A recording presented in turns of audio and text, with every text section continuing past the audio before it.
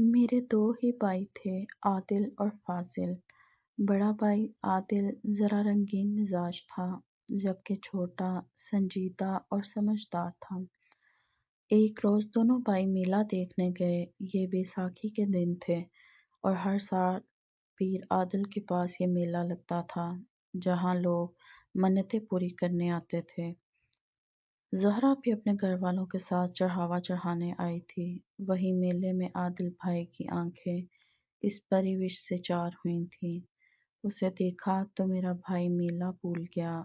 वो भी मबहूत होकर रह गई थी, जैसे मन की मुराद दोनों ने पा ली हो। तभी उन्होंने दुआ के लिए उठे हुए हाथ गिरा लिए और वापस घर आ गए। ज़हरा का दमकता चेहरा देखकर मैं भी उस दिन तो मबहूत रह गई थी। वो इतनी मोहनी सूरत थी कि उसको देख लेने के बाद किसी और की आरज़ू करना बेकार था।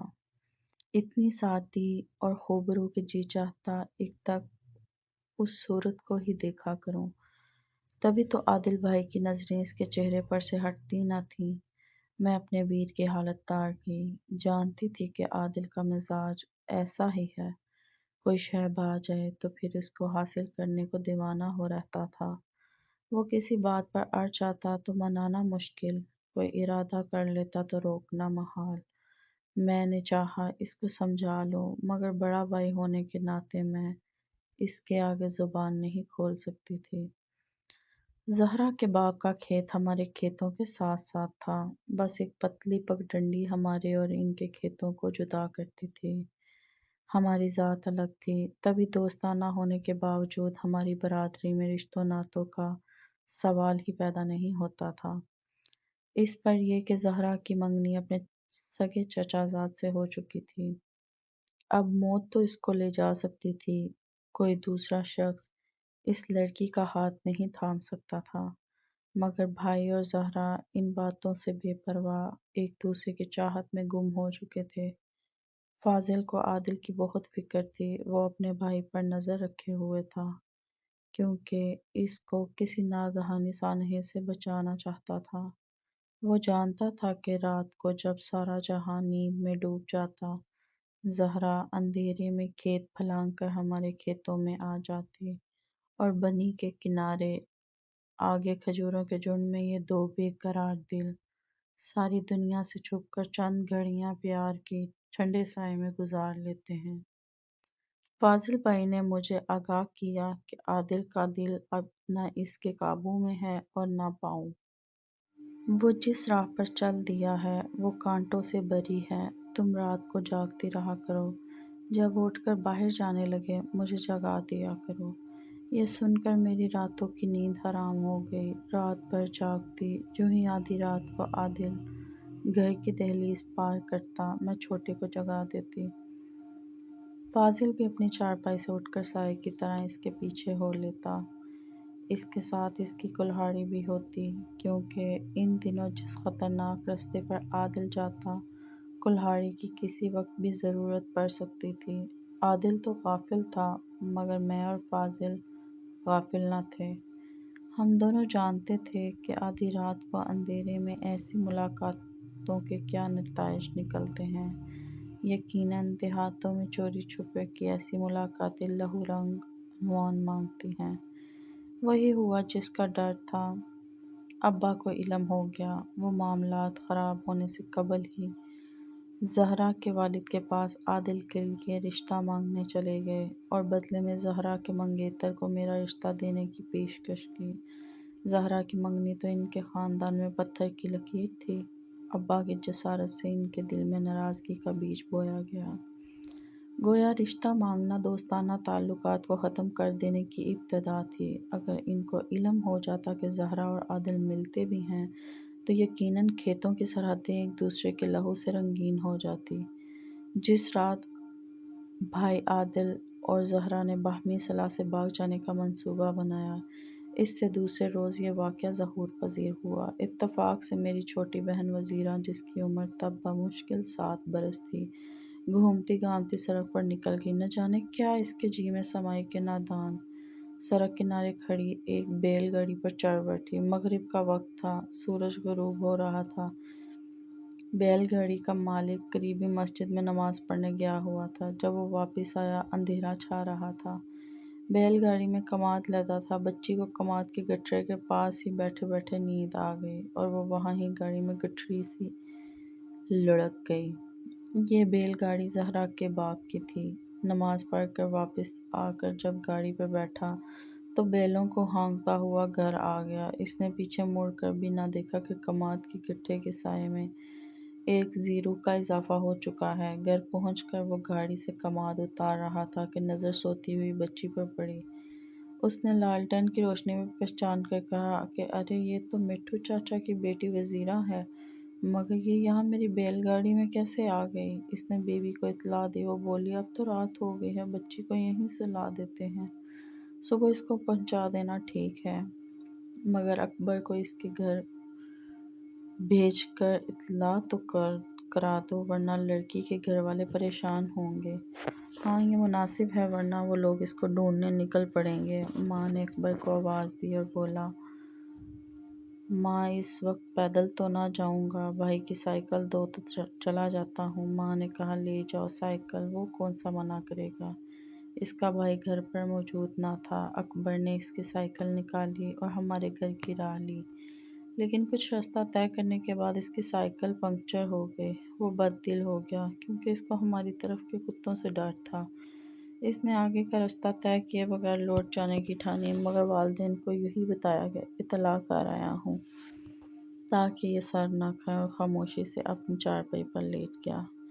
اس کی عمر بھی 16 برس تھی اور اتنی سمجھ بوجھ نہ تھی کہ واقعے کی اہمیت کا اندازہ کر سکتا۔ سوچا کہ صبح ان لوگوں کو بتا دیں گے، ایک رات بچی ادھر سو جائے گی تو کون سی آفت آ جائے گی۔ اس رات جب زہرا بھائی سے ملنے آئی تو ان کے فرار ہونے کا منصوبہ پکا تھا۔ زہرا نے کہا کہ کل کا انتظار کیوں، آج ہی بھاگ چلتے ہیں، کیونکہ تمہاری بہن غلطی سے ابا کی بیل گاڑی پر چڑھ بیٹھی تھی، وہ اب ہمارے گھر ہے، کل تک واپس تمہارے یہاں پہنچ جائے گی۔ آج ہی سب طرف شور مچوا دو کہ زہرا کے بھائیوں نے ہماری بہن وزیرہ کو دشمنی کی وجہ سے اغوا کر لیا ہے، اسی سبب حساب برابر کرنے کو ہم نے بھی ان کی لڑکی اٹھائی ہے۔ یہ بات بھی پھیلا دینا کہ تمہارے باپ نے تمہارے لیے میرا ہاتھ میرے باپ سے مانگا تھا، اور اس بات کو انہوں نے بے عزتی خیال کیا کیونکہ میری منگنی ہو چکی تھی۔ یہ جان کر بھی کیوں وہ رشتہ طلب کرنے کو آئے، جبکہ گاؤں میں یہ ایک معیوب بات سمجھی جاتی ہے۔ یہ ایک عورت کا دیا ہوا مشورہ تھا اور دیہات والوں کا کہنا تھا کہ مردوں کو عورتوں کے مشورے نہ ماننے چاہیے کیونکہ وہ کم عقل ہوتی ہیں، مگر میرے بھائی کی عقل پر تو زہرا کی محبت پردہ بن کر چھا چکی تھی۔ وہ سوچنے اور سمجھنے کی صلاحیت کھو بیٹھا تھا تو گویا اندھا تھا۔ زہرا اس کی دین بن چکی تھی۔ وہ بہرا تھا کہ زہرا ہی اس کی سماعت تھی۔ اس نے زہرا کی بات مان لی اور اپنی معصوم بہن کے بارے میں یہ بھی نہ سوچا کہ اس کا کیا بنے گا اگر زہرا کے باپ نے انتقاماً وزیرہ کو نہ لٹایا۔ ماں تو جیتے جی مر جائے گی۔ فاضل نے آ کر بتایا کہ زہرا اور عادل اب ہماری دنیا سے دور نکل گئے ہیں، وہ گاؤں پار کر کے کسی دوست کے گاؤں چلے گئے ہیں۔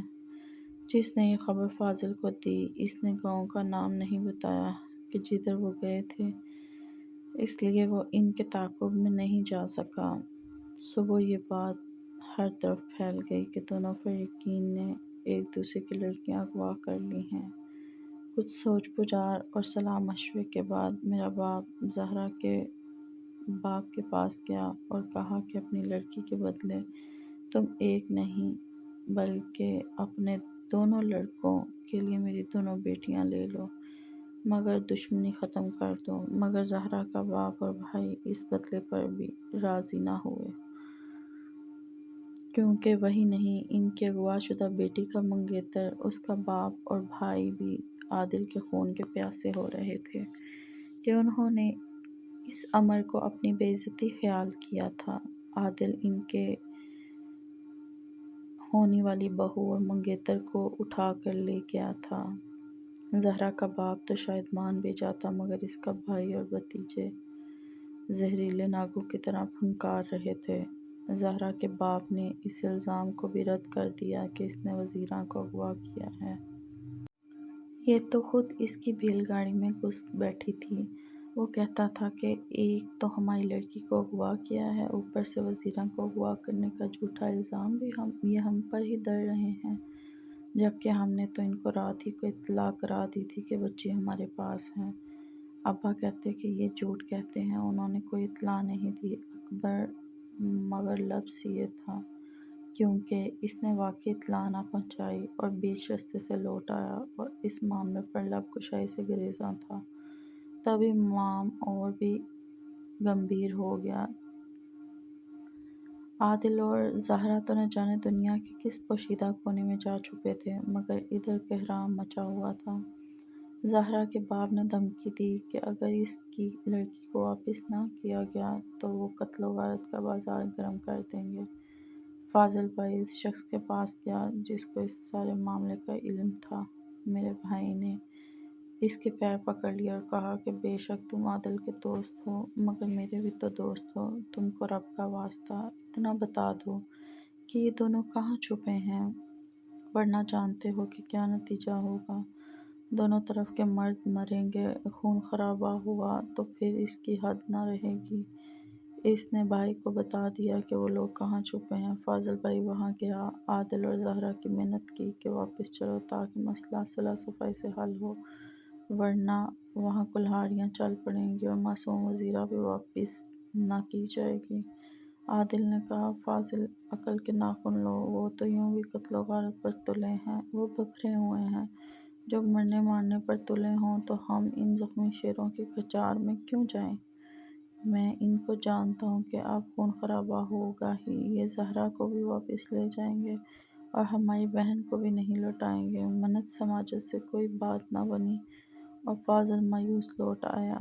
ابا نے پولیس انسپکٹر سے رابطہ کیا کہ ہماری کم سن بچی انہوں نے اغوا کی ہے اور اب ہماری جانوں کے در پہ ہیں، جبکہ ان کی لڑکی بالغ ہے اور اپنی مرضی اور خوشی سے ہمارے لڑکے کے ساتھ گھر سے گئی ہے۔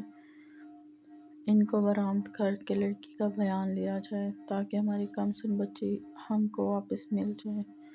پولیس حرکت میں آ گئی۔ زہرا کو برآمد کر کے عدالت پیش کیا گیا۔ اس نے بیان دیا کہ وہ اپنی مرضی سے عادل کے ساتھ گئی تھی، اس کو کسی نے اغوا نہیں کیا۔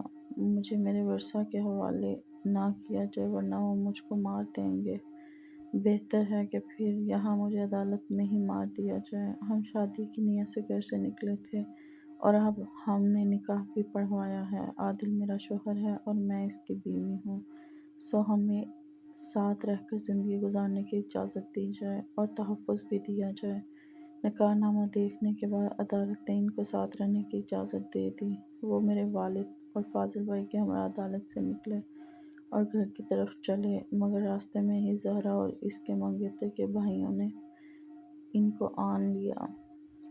یہ تین تھے، تینوں میں سے ایک یعنی زہرا تو مقابلہ نہ کر سکتی تھی، گویا دو کے مقابلے میں اس طرف سے 5 مرد تھے۔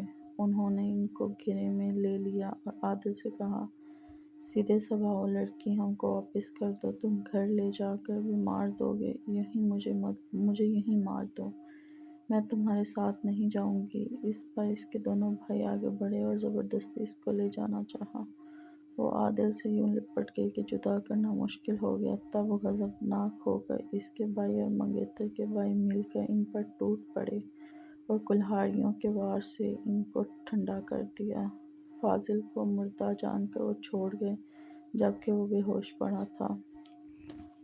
زہرا کے بھائیوں اور دیگر اس کا ساتھ دینے والوں کو عمر قید ہو گئی، مگر اس قصے میں سب سے بڑا المیہ یہ ہے کہ انہوں نے میری بہن وزیرہ کو نہ لٹایا۔ ابا نے بھی آئندہ کی دشمنی اور خون خرابے سے بچنے کو چپ سادھ لی۔ یوں 6 سالہ معصوم کا نکاح انہوں نے بعد میں زہرا کے اسی 40 سالہ قاتل بھائی سے کر دیا جس نے میرے ویر عادل اور اپنی بہن زہرا کا کام تمام کیا تھا۔ وزیرہ اب بھی اسی قاتل کی بیوی ہے اور باپ دشمنی ختم کرنے کو جب تک جیا خاموش رہا۔ اس محبت کے خونی کھیل میں سب سے بڑی سزا وزیرہ کو ملی، جو اس داستان میں سب سے زیادہ معصوم اور بے قصور تھی۔ سچ ہے کہ کھیتوں میں اگر سبز پتے اور سرخ پھول ہوں تو داستانیں لہو رنگ ہوتی ہیں۔ تھینک یو، میرے چینل کو سبسکرائب کر دیں، شکریہ۔